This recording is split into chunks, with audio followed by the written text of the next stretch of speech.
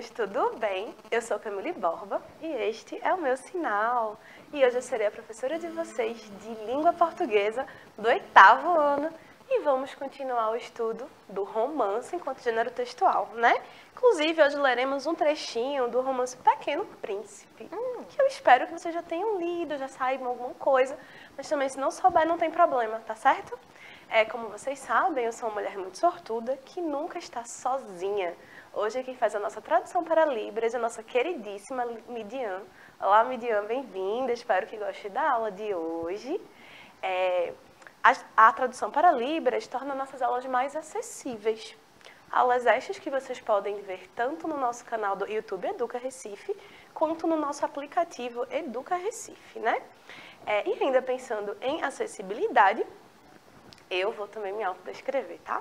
Eu sou uma mulher negra de estatura mediana, cabelos escuros, cacheados, mais ou menos na altura dos ombros, uso óculos arredondados, tenho olhos escuros. Hoje estou com a farda azul e uma calça azul também, toda combinando hoje. Como eu já falei do nosso aplicativo, vocês podem baixar tanto pelas lojas de aplicativo para Android e iOS, quanto pelo QR Code que está na tela, porque Cleitinho foi rápido. Uma das grandes novidades do nosso aplicativo é justamente o chat, que é a nossa ferramenta interacional. Hoje quem faz nosso chat é a sua, a nossa queridíssima professora de língua portuguesa, Viviane Santos. Olá, professora, bem-vinda à nossa aula. Oi, professora Camille. Olá, 8º ano, tudo bem com vocês? Eu tô aqui já prontinha, preparada, né, para conversar com vocês durante a aula, para conversar com a professora Camille também. E assim como ela fez, eu vou me autodescrever para quem tá em casa. Eu sou uma mulher negra de cabelos escuros curtos, alisados, tá certo? Tenho olhos escuros, os óculos arredondados. Estou sentadinha aqui, atrás de uma mesa redonda, com o computador à minha frente, do ladinho da professora Camille, né? Esperando as considerações de vocês. Então, mandem mensagens no app do Educa Recife, como a professora Camille estava falando, para poder a gente conversar e tirar as suas dúvidas aí em casa, tá certo? E olha, não esqueçam que a gente não morde. Então, qualquer dúvida vocês podem ter, fiquem à vontade, tá? E hoje a gente vai continuar o estudo do romance. O romance enquanto gênero textual. Romance este que também pode ser romântico, né? Falar de amor, mas pode tratar de todos os temas. Por quê? Porque o romance é um gênero extremamente mutável. Ele saiu mudando um pouco ao longo da sua história, até para se adaptar aos tempos, né? Um gênero bastante flexível. Então, a gente vai continuar o estudo do romance. E aí, vamos relembrar, né, o conceito do que é romance. O romance é uma forma literária narrativa, então a gente vai ter uma história escrita em prosa. O que é esse em prosa? É aquele texto corrido que a gente usa em geral no cotidiano. E por que eu destaquei o em prosa? Porque a gente tem gêneros narrativos em versos, que aí não é o caso do romance. Embora o romance, por sua flexibilidade, possa conter em si outros gêneros textuais, como poema, como receita, como músicas, tá? Que se popularizou na literatura ocidental durante o século XIX. Que se a gente pensar em literatura, né, em estudos literários, coincide com a consolidação da estética romântica, né, que é um movimento literário, que aí não vem ao caso, infelizmente, mas a gente pode um dia também fazer esse passeio pelas estéticas literárias. Pelas escolas, né? Pelas escolas, eu acho que seria interessante. Olha, a forma literária do romance apresenta de maneira ficcional.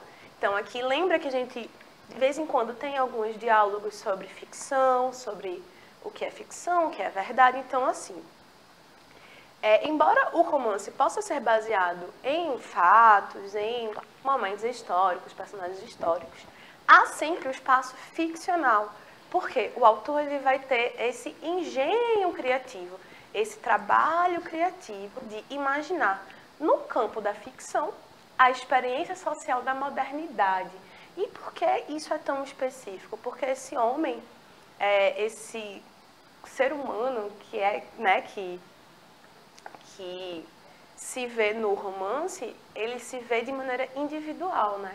Há alguns gêneros textuais que tiveram como objetivo uma representação coletiva do povo. Por exemplo, quando a gente fala do épico, do gênero épico. O gênero épico dos poemas épicos, eles falavam principalmente do povo, não da experiência individual. E isso é uma das principais características do romance que o torna um gênero diferente, né, quando ele surgiu.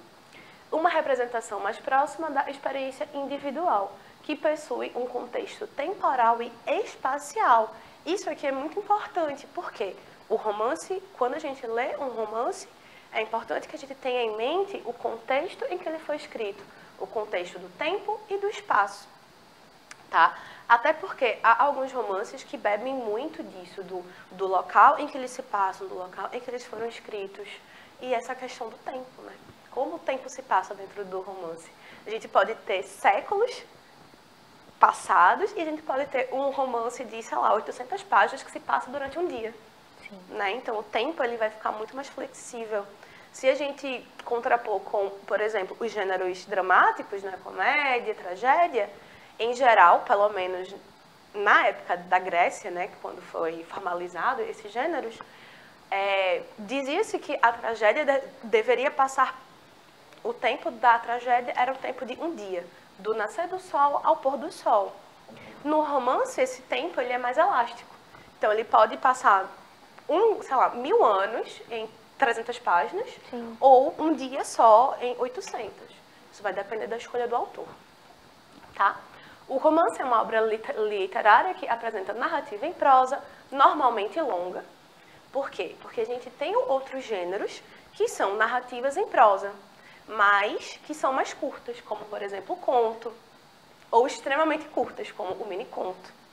Né? A gente tem as crônicas também, que são gêneros narrativos, são gêneros literários, mas que são mais curtos, com fatos criados ou relacionados a personagens. Então, ó, esses personagens vivem diferentes conflitos ou situações dramáticas numa sequência de tempo relativamente ampla.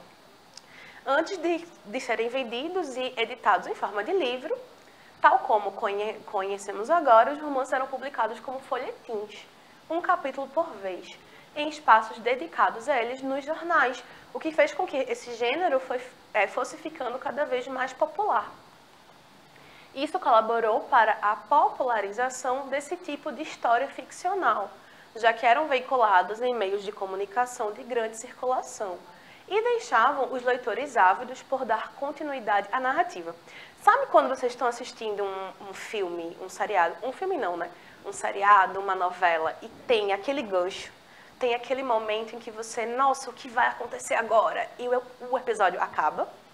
Pronto, os capítulos dos romances, quando eram publicados em folhetins, provocavam esse mesmo efeito. Porque a ideia era isso, você deixava o leitor com muita vontade de ler o capítulo seguinte. E aí, para isso, o que você fazia? O autor fazia? Deixava o finzinho num suspense, num cliffhanger, né? Num gancho. Um gancho para o próximo capítulo. E isso fazia com que os leitores que, né, consumiam ficassem muito empolgados para o próximo capítulo. Inclusive, alguns autores até mudaram os rumos das suas histórias por causa da recepção do público aos capítulos.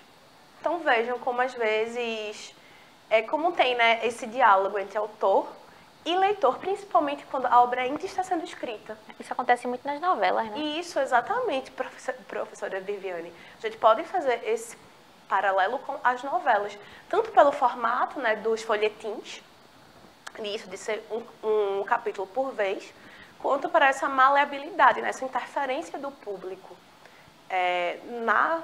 na história, né? Pronto. Então, essa continuidade narrativa, algo semelhante aos seriados e novelas que a gente vê hoje.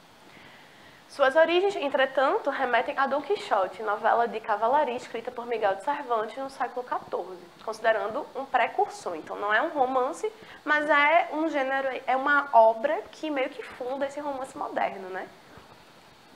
Ao contrário dos poemas épicos, o romance surgiu para representar pessoas comuns e ser o reflexo do povo. Por que eu contrapus isso aos poemas épicos? Porque os poemas épicos tinham como finalidade a representação das pessoas mais nobres, entre aspas, né, os heróis. E também, e esse herói, ele representava seu povo, ele não representava a si mesmo. Por isso que a gente frisa muito que o romance fala muito sobre uma experiência individual, porque aqui a gente vai começar a ter personagens que não representam ninguém mais além deles mesmos. Isso foi uma grande revolução na literatura. Dessa forma, o gênero textual que, segundo o crítico Massoud Moisés, foi porta-voz das ambições, desejos e vaidades da burguesia em ascensão. E isso aqui é um outro ponto interessante, além de servir como fuga da realidade. Quando a gente lembram que eu falei no começo da aula que a gente tem principalmente essa consolidação do romance no século XIX. O século XIX é um século que é posterior, né, às grandes revoluções. A Revolução Francesa, a gente tem a queda das monarquias constitucionais, a queda das monarquias absolutistas e a instituição das monarquias constitucionais. Então a gente tem um homem em crise. E a gente tem uma ascensão de uma nova classe social, que não era mais só clero e nobreza. A gente está falando da burguesia. E a burguesia precisava de um gênero textual que a representasse, né? E que fosse um canal de veiculação dos seus valores burgueses, dessa nova classe social. E aí, ele vai focar nas ambições, desejos e vaidades dessa nova classe em ascensão, né? Que surge, né, depois desses períodos de constantes revoluções, que vão transformar o homem do século XIX em um homem em crise. E aí entra o romantismo. Mas isso é assunto para uma outra aula, né? Um outro tópico específico de literatura. Então, era então o romance, no caso, um espelho idealizado dessa classe. Então, quando a gente pensa em romances do século XIX em específico, há essa representação da burguesia, mas uma representação idealizada, afinal, né? A gente não queria mostrar essa realidade, como a gente é de fato. O espaço do romance, né, é o espaço da ficção, e aí tudo pode ser imaginado, idealizado. Na atualidade, a burguesia não é mais a única classe a ser representada nas obras de autores e autoras contemporâneos. Inclusive, isso também é uma grande conquista, né, da nossa contemporaneidade. Essa plurirrepresentação de todos os corpos e classes possíveis dentro do romance. Não é isso, professora Viviane? Demais, e torna o texto muito mais plural, né? No sentido de que diversos públicos podem se sentir representados e se sentir interessados em ler o romance, né? É isso, e viver narrativas, né? Viver histórias possíveis. Porque muitas vezes a gente tem uma certa padronização daquele herói, do herói no sentido de protagonista da história, né? Quem é o herói. Então, são sempre o mesmo tipo de pessoa, né? Às vezes a mesma posição social. Então, há uma certa repetição daqueles indivíduos que possuem as histórias interessantes a serem contadas. E aí, quando você diversifica, e aí isso chega muito na contemporaneidade, né? Com as questões que envolvem cinema, que envolve séries de TV, que envolve representatividade de diversos grupos sociais, né? Então, é muito importante que se tenha representatividade para aquelas pessoas que ainda estão crescendo, inclusive vocês, que estão aí se desenvolvendo, que estão crescendo. Então, nem sempre o herói clássico é aquele que representa mais a gente, né? Inclusive porque os conflitos se afastam, né? Do nosso dia a dia. Quando a gente vem para a literatura contemporânea, que a gente tem conflitos psicológicos mais voltados para o dia a dia, o relacionamento com o colega da escola, sabe, o conflito com os pais. Então, a gente tem aconchegar-se, eu acho que é um aproximar-se, né, da nossa realidade. Né, quando a gente se enxerga dentro da obra literária. Quando a gente se percebe, né, dentro da obra literária, a gente percebe que a gente também pode ter coisas a serem narradas, histórias a serem narradas. E assim, essa inclusão... Obrigada, professora. Nada.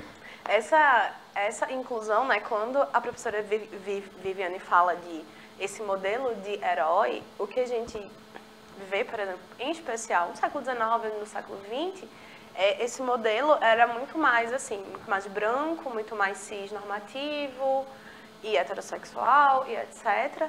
E quando a gente vem para a contemporaneidade, a gente vê essa inclusão de outros corpos.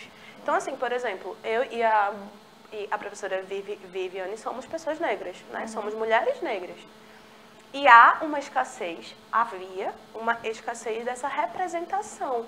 Ora, os conflitos de uma mulher negra são diferentes do conflito de um homem branco, por exemplo, porque as questões de raça, as questões de gênero, elas nos formam como seres humanos e como a gente percebe o mundo. E mesmo que o personagem do romance seja um personagem ficcional, ele vive no mundo ficcional, mas ele plasma, né? Sim. Essas relações. E aí, quando você tem mais diversidade, você consegue ampliar o sensível, né? Você consegue ampliar as vivências. Lembrando que o romance é que, né, a ficção é o campo das possibilidades. Então, ali a gente pode imaginar o mundo, o contexto, as relações como a gente quiser. Mas essa imaginação está sempre permeada pela realidade histórica, né? Temporal, contextual.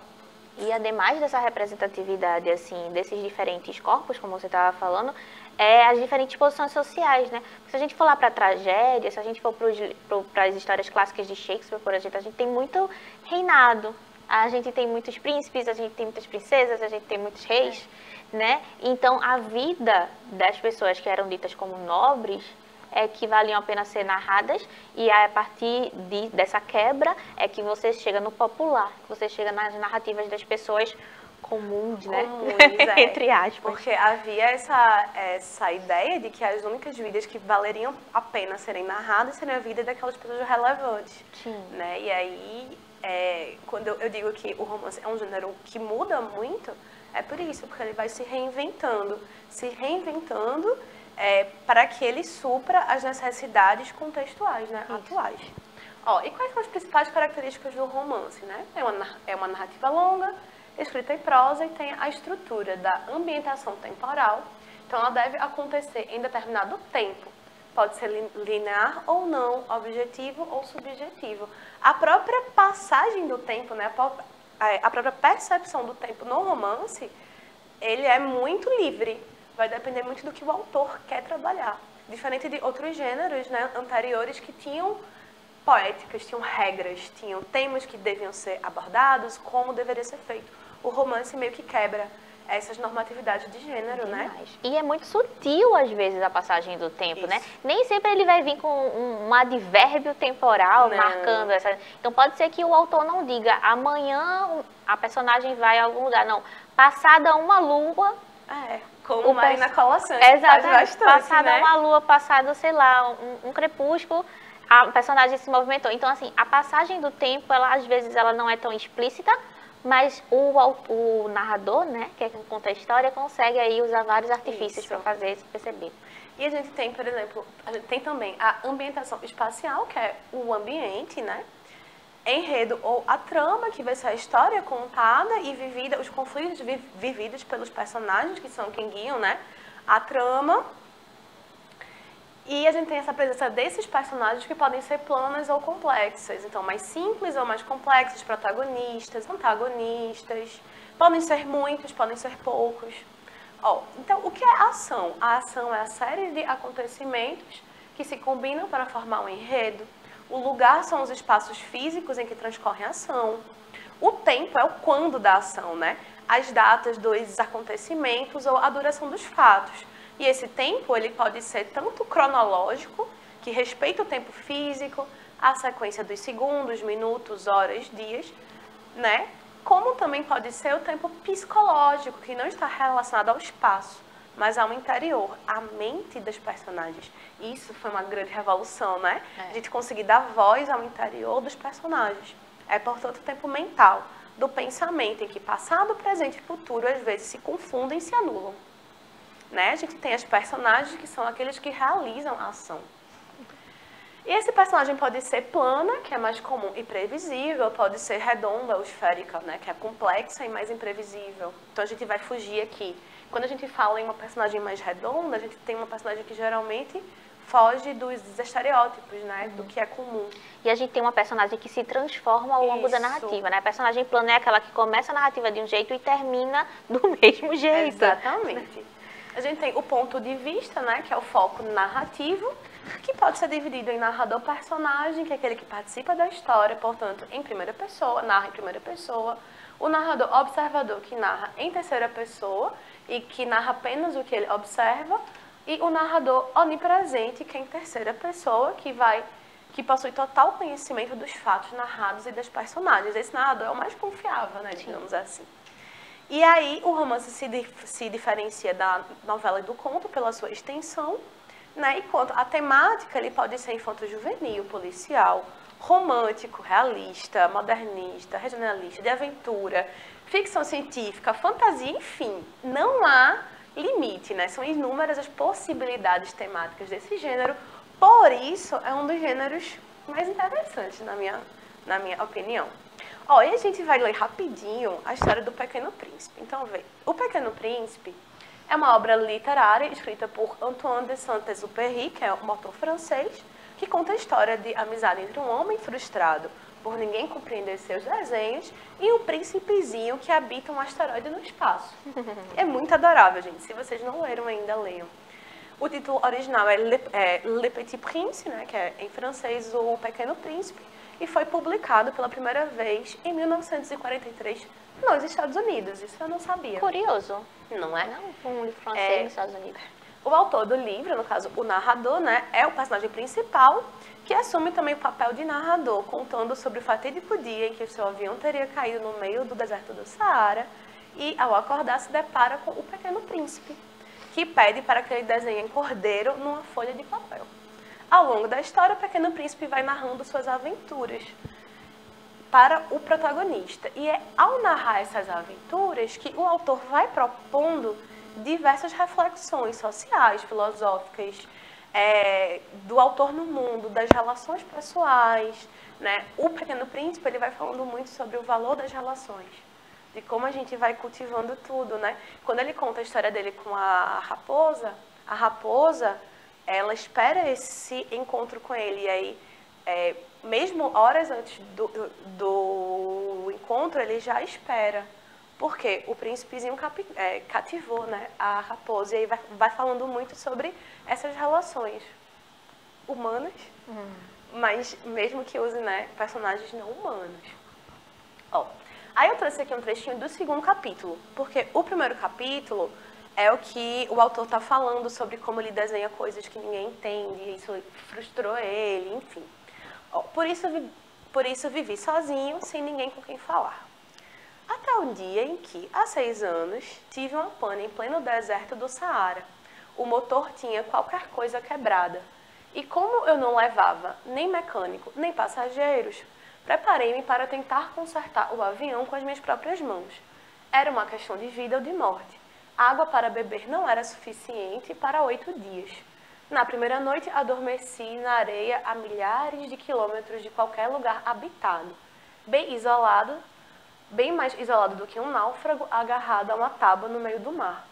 Imaginem, portanto, qual não foi a minha surpresa quando, ao romper do dia, fui acordado por uma voz muito fininha que pediu: por favor, desenha uma ovelha. O quê? Desenha uma ovelha para mim.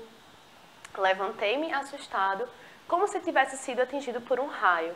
Esfreguei os olhos e olhei ao redor. E vi um menino espantado, que olhava para mim com um ar muito sério. Aqui embaixo está o melhor retrato que consegui fazer dele. Mas claro que o meu desenho é muito menos encantador que o modelo. A culpa não é minha. Adultos me obrigaram a desistir da minha carreira de pintor aos 6 anos. E eu não sabia desenhar nada, a não ser jiboias fechadas e abertas. Meus olhos estavam completamente esbugalhados de espanto. Não se esqueçam de que eu estava a milhares de quilômetros de qualquer lugar habitado. Mas o meu amiguinho não me pareceu perdido, exausto ou faminto. Não apresentava qualquer sinais de ser uma criança perdida no meio do deserto, a milhares de quilômetros de qualquer lugar habitado. Por fim, quando fui capaz de falar, perguntei a ele. E aí continua, né? E aqui, partindo desse acerto, né, que eu espero que vocês continuem a leitura, a gente consegue identificar a ação, o lugar, o tempo, o personagem e o tipo de narrador? Professora Viviane? Acho que sim. Acho que sim, né? A resposta é sim, porque aqui está, ó, a ação, o encontro e o diálogo entre o piloto e o Pequeno Príncipe, o lugar, o deserto do Saara, Um tempo é um tempo anterior, porque é um relato de memória, a gente não tem um tempo fixado. Tipo, 2 de agosto de 1950. Não, a gente tem um tempo subentendido. A gente tem as personagens, né, o piloto de avião e o Pequeno Príncipe, e o narrador, que é o narrador personagem, que é o próprio piloto. E aí eu vou encerrar a aula de hoje, na correria, um pouquinho, com essa citação dele, que é: o essencial é invisível aos olhos, só se pode ver com o coração, que vai falar muito da sutileza das relações, né, dos afetos. Com esta frase incrível, eu me despeço, passarei para a professora Viviane se despedir de vocês. Minha gente, foi uma alegria ficar aqui com vocês. Eu gostei muito da aula, espero que vocês também tenham gostado. Um cheiro e até a próxima. Gente, como vocês sabem, foi um prazer estar aqui. Obrigada, Midian. Obrigada à produção. Um beijo e até a próxima.